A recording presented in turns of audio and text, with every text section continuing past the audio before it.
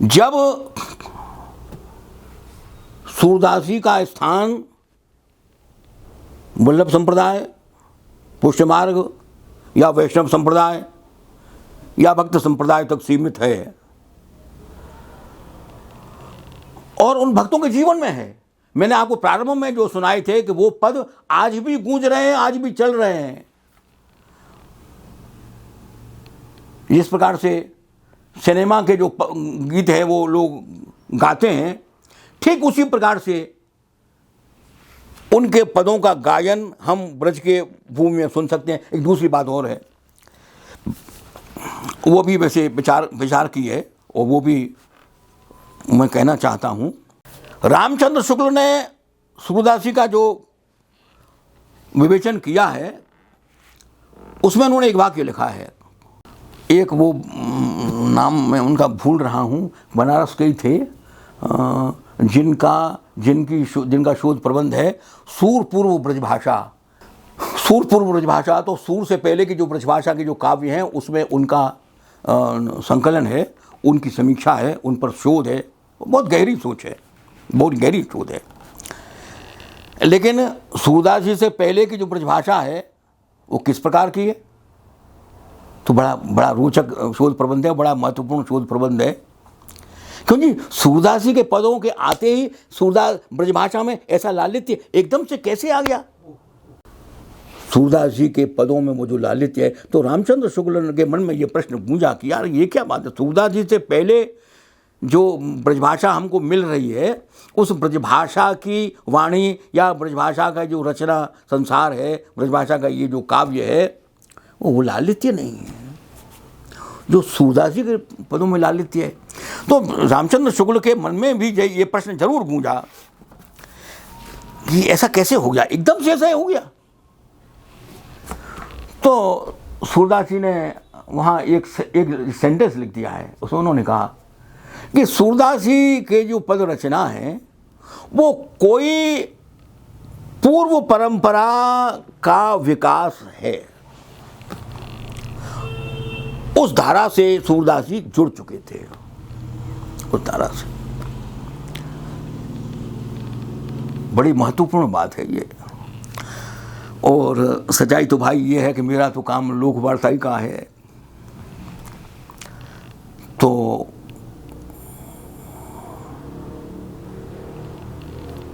मैंने एक निबंध लिखा है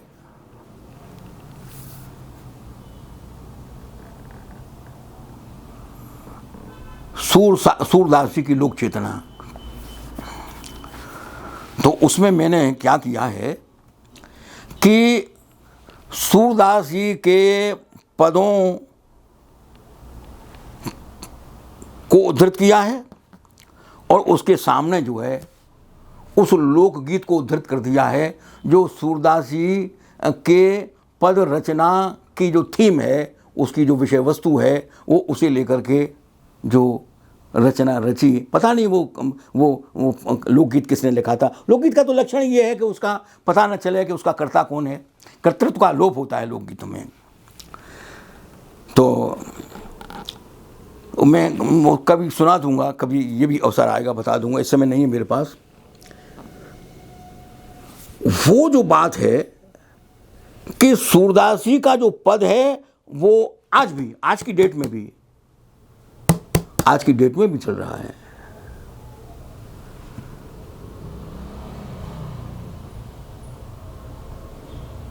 जैसे मैं आपको उदाहरण दूंगा, जैसे ये आपके कुरुक्षेत्र में सुना था मैंने, ये श्याम चूड़ी बेचने आया,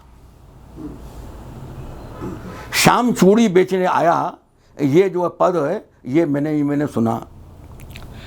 फिर मैंने सूरसागर को देखा, तो सूरसागर में मनिहारिन लीला में मुझे वो भाव भंगिमा मिल गई।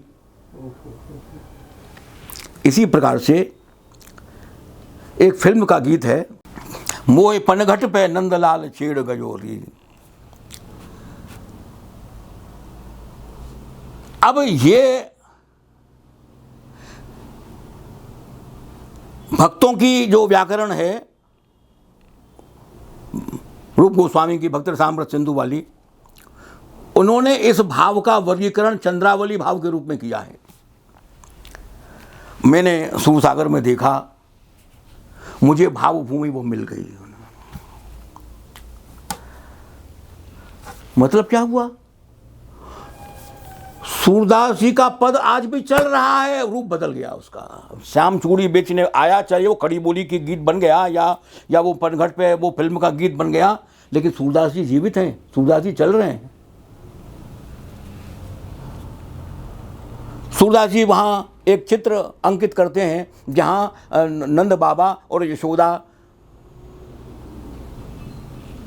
हैं और उंगली पकड़ करके नंदलाल को नचा रहे हैं। सूरदास जी का पद है।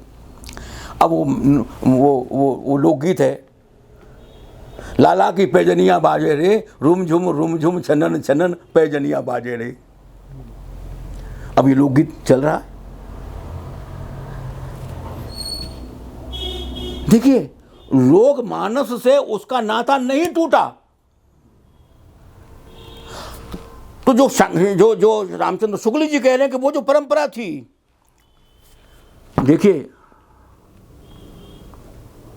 ये तो जन्म हुआ है हरियाणा में, वो हरियाणा की धरती पर उन्होंने बालकपन में जो संस्कार सुने, बालकपन में जो उस गांव को देखा, बालकपन में जो गांव के संबंध को देखा, बालकपन में जो गोप संस्कृति को देखा, वो उनके मन पर संस्कार था और वो संस्कार उनके साथ बिल्कुल बना रहा। वो संस्कार बना रहा। परासोली में रह रहे हैं तो भी गांव में ही रह रहे हैं, गांव के जीवन से नाता नहीं टूटा। और वो जो गीत हैं जो उस समय गाए जाते रहे होंगे, अब जैसे सूरसागर में पद है, मैं जोगी जस गाया रे बाला, जिसमें शिव जो है वो यशोदा के आंगन में पहुंचते हैं, यशोदा के दरवाजे पर पहुंचते हैं और वो भिक्षा मांगते हैं। और भिक्षा में क्या मांगते हैं कि मुझे अपने लाल को दरस कराए दे, या कारण जोगी आया है री, हैं ना चाहिए तेरी दौलत दुनिया, ना चाहिए धन माया हैरी। वो बेचारी यशोदा जो है, वह जोगी आया है, जोगी का सत्कार करें।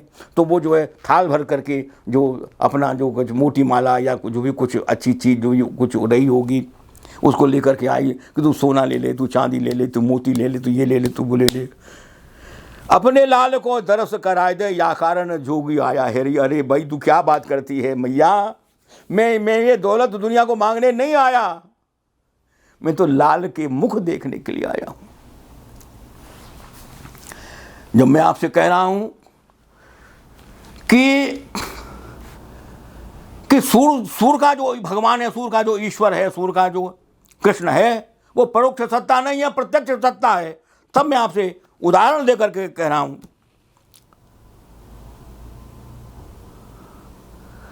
रात को पड़ोसिन जो है वो नंदलाल को खिला रही थी।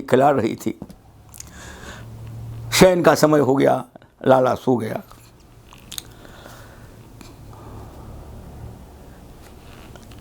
लाला सो गया, बेचारी चली गई। अब चली गई,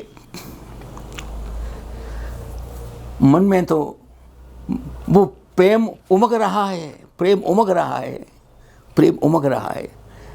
कैसा भोला बालक है, कैसा सुंदर स्वरूप है, कैसी आंखें हैं, कैसी तुतलाहट है, कैसी हंसी है। बस घूम रही है, जैसे तैसे सोई होगी। सवेरा हुआ, भोर हुआ तो यशोदा के दरवाजे पर चली गई। अरे जगाए दे जसोदा मैया, अरे जगाए दे जसोदा माई, लाल को मैं मुख देखन को आई। वो सवेरे आ गई, वो लाला तो सो रहा है। लाला कहाँ है? लाला तो सो रहा है। अरे जसोदा जगाए दे। अरे किसी पागल बात करती है तू, जगा दूं? क्यों जगाऊं? लाला सो रहा है, हैं? ऐसे नहीं जगाती। अरे जगाए दे। ये तो प्रत्यक्ष भाव है यार। ये भावना ही में तो ईश्वर है, भावना ही तो नंदलाल है। तो वो कहती क्यों? अरे बोले जगाए दे। तो बात बता, तो वो बहाना बनाती है।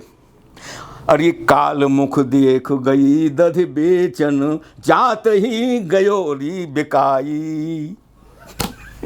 अरे मैया, कल मैं मुख देख करके जो है वो दधि बेचने के लिए गई और बाजार में बैठी, वैसे मेरा दही बिक गया, मेरी तो बोहनी हो गई, मुझे इंतजार ही नहीं करना पड़ा। काल मुख देख गई दधि बेचन, जात ही गजोरी बिकाई, लाल को मैं मुख देखन को आई। मैं लाल का मुख देखने के लिए आई। प्रत्यक्ष है, लाल का मुख देखने का प्रत्यक्ष भावना है। अब ये प्यार जगा देना, ये अनुराग जगा देना, ये प्रत्यक्ष भाव जगा देना, सूर का आपने मूल्यांकन नहीं किया, सूर को आपने समझा नहीं है। ये अड़बड़ गड़बड़ बातें न की होती, यह तो सूर की उस वास्तविकता को, सूर की उस गहरी सामाजिकता को समझा होता।